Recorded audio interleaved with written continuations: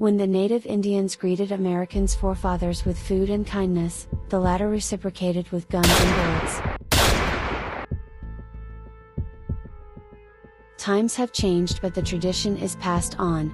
The US has time and again proven to be a wily and untrustworthy friend for other nations. When French President Macron complained about the astronomical price that the EU had to pay to the US energy industry, he might recall that it was his American and British friends that hijacked the French nuclear-powered submarines contract with Australia only 1 year ago, which was denounced as a stab in the back by French Foreign Minister Jean-Yves Le Drian. France is not the only victim among America's European partners. When it comes to America's tactics to contain its foes and allies alike, the most preferred strategy is to stoke geopolitical conflict. History has demonstrated how perfectly this method works, from George Kennan's long telegram to the ongoing Ukraine crisis. For the US, the situation in Ukraine is actually a window of opportunity. The hot conflict has not only revitalized the old NATO transatlantic military organization, but also narrowed cooperation and business choices for Europe. By encouraging Ukraine to fight Russia till the last Ukrainian, the US generated huge orders for its military-industrial complex.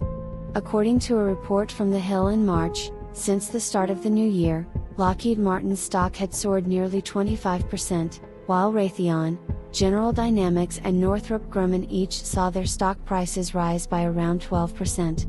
As the conflict dragged on, the US also drastically increased its military presence in Europe. On June 29, the US Department of Defense confirmed that 20,000 additional forces had been deployed to Europe since the beginning of the conflict, ending a 30-year record of declining US force deployment in Europe. At the strategic level, the US has successfully resuscitated the brain-dead NATO, and squashed the European dream of defense independence. Has the US really fulfilled its promise that it never left its allies alone?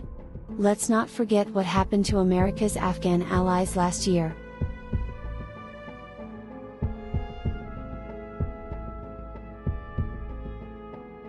The US has viewed Germany as a major troublemaker since Chancellor Angela Merkel started the Nord Stream 2 pipeline project with Russia.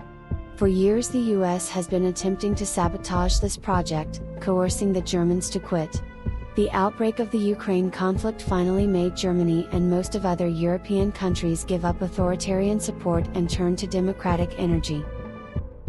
Ultimately, rather than relying on a fatal friend, the allies of the United States of America should take serious steps for strategic autonomy and find a friend in deed rather than a friend in greed.